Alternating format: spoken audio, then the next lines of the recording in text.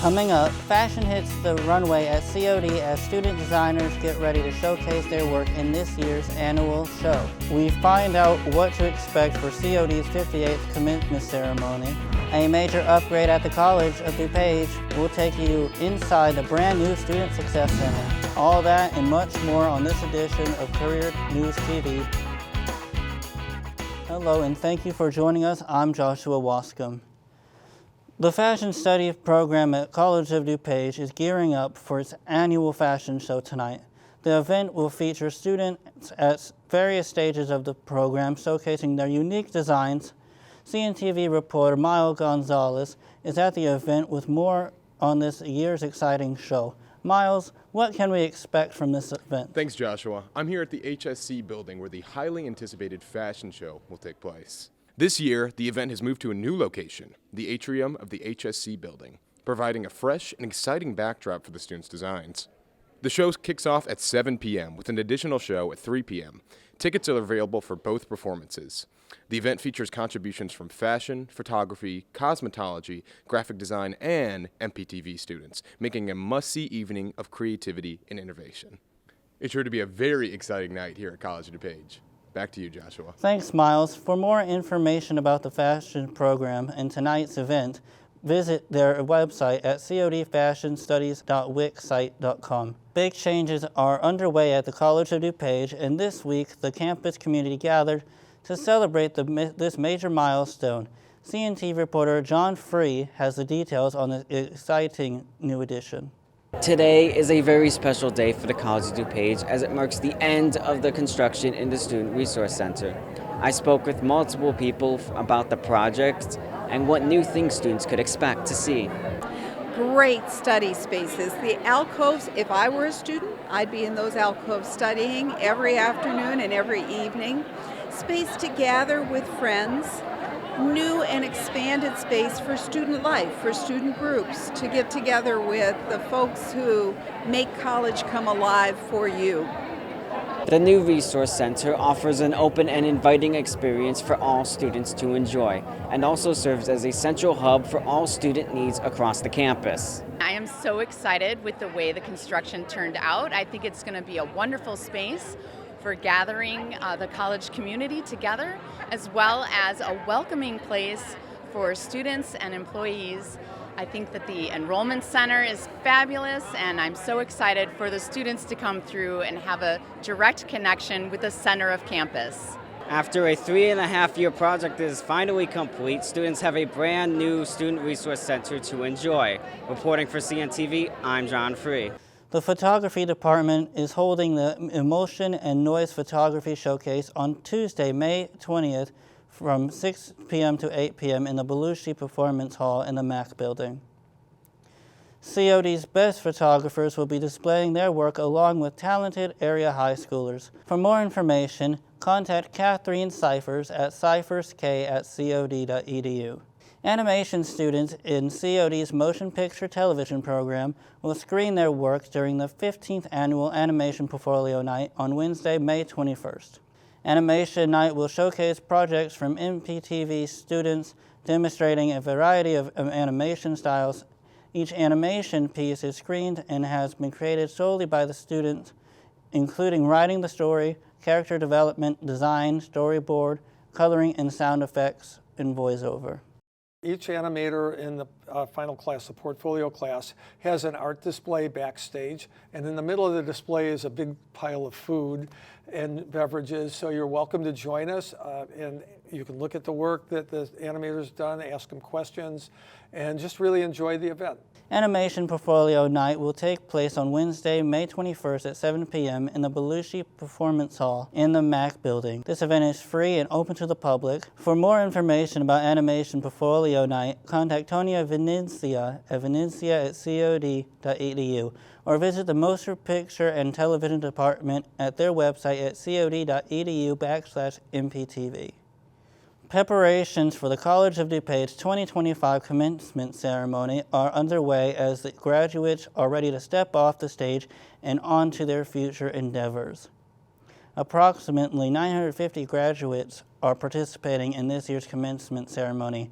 COD's 58th commencement ceremony will take place in the physical education arena next Friday, May 23rd at 4:30 p.m. For more information regarding commencement ceremony, visit COD website at cod.edu. Coming to College of DuPage this summer, the Hokusai exhibit is more than a museum show. The Arts Center experience will immerse guests in Edo-era Japanese culture through several interactive exhibits, from a serene outdoor Japanese garden to an anime exhibit.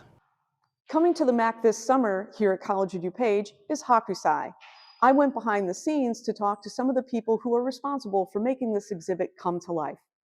In our scene shop, we currently have somewhere between 8 to 10 students who work in the space, constructing everything that goes into these. In the playhouse here where we're sitting, this is a little Edo village. And part of the goal of this was to give a glimpse as to what Hokusai and other artists were dealing with within their communities and so forth.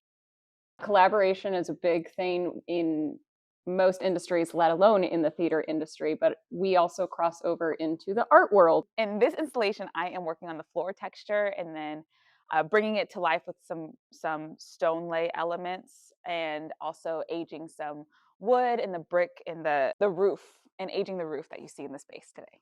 I can bring a set to life in very tiny, small ways, that there's this gap between what the designer wants to achieve and then what the people see and what the director wants to see, and I get to fill that gap. You do not need to be a theater student in order to work in the scene shop here on campus. We are outdoor free concerts in the summertime. We are art exhibits. We are dance shows and all of these various other things that these students have the opportunity to go see and experience that they may not get at another campus. And on top of that, the students that get to work in the scene shop or work in the costume shop or the art gallery are getting these tangible skills that they can utilize going forward, whether they continue in theater or not, or art in or not, but they get to say, I got to work on that.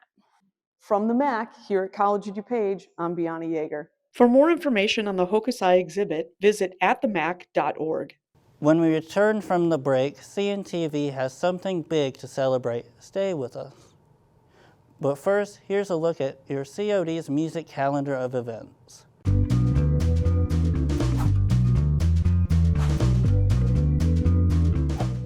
Looking for a midday music break? Join us for Music Fridays at noon this Friday, May 16th from 12 to 1 p.m. in MAC Room 140.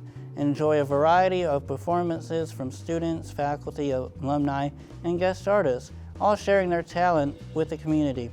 This event is free and open to the public. Are you ready for a night of groove and variety? Join director Mike Shivitz for a high-energy performance by the Jazz Pop Combos on Friday, May 16th at 7:30 p.m. in the Belushi Performance Hall at the MAC. You'll hear everything from funk to punk, jazz, soul, and Afro-Cuban rhythms, with both instrumental and vocal performances that range from classic to contemporary. Tickets are $7.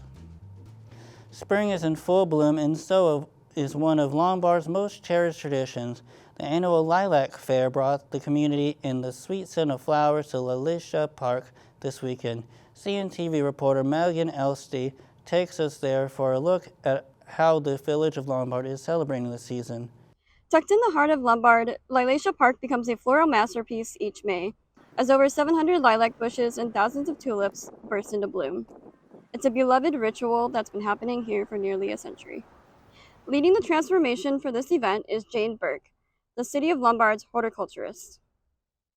I am the horticulturist for the Lombard Park District. So with that role, I am the curator, the historian of all of our lilacs in Lalisha Park. I try very, very hard to make sure that we are botanically interesting throughout the whole year. Well, definitely in the spring, it's lilac time. So it's the lilacs, the bulbs. Like for instance, this year we installed 70,000 bulbs. I take a lot of time in planning out the color palettes, where they're going to be placed. We spend a lot of time installing them. And then when they come up in spring, you can get to see your hard work. And I think that's why people come through, is the fragrance and the bright colors. But people who come throughout the whole year, I think they come because it's peaceful. And that legacy isn't just in the flowers. It's in the people who return year after year to be a part of it. It's just a beautiful place. There's no other suburb in the Chicago area that has anything like this. It's interesting because I think there's some residents that haven't been here, and to get familiar with it, they should visit it because this is a gem. And I don't think there's many places like this throughout the suburbs. And when the sun's out, it's spectacular. Beyond the blooms, Lilac Time is packed with community events, from heritage walking tours to craft fairs and the always anticipated Lilac Parade. With its deep roots and blooming future, Lilac Time isn't just a festival, it's a feeling. Reporting for CNTV, I'm Megan Elste. From blooming lilacs to the blue skies, it was the perfect weekend to get outside. Let's check in now for a look at your forecast and see if that sunshine is here to stay.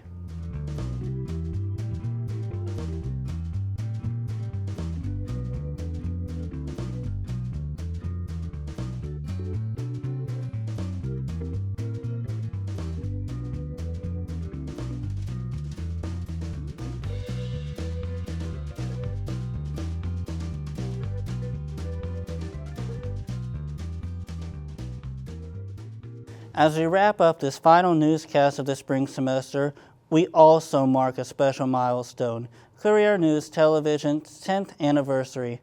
It's been a decade of storytelling, learning, and collaboration, both in front and behind the camera. To close out the show, we leave you with a look back at some of behind-the-scenes moments from over the years at the Courier. Thanks for watching, and we'll see you back here in the fall.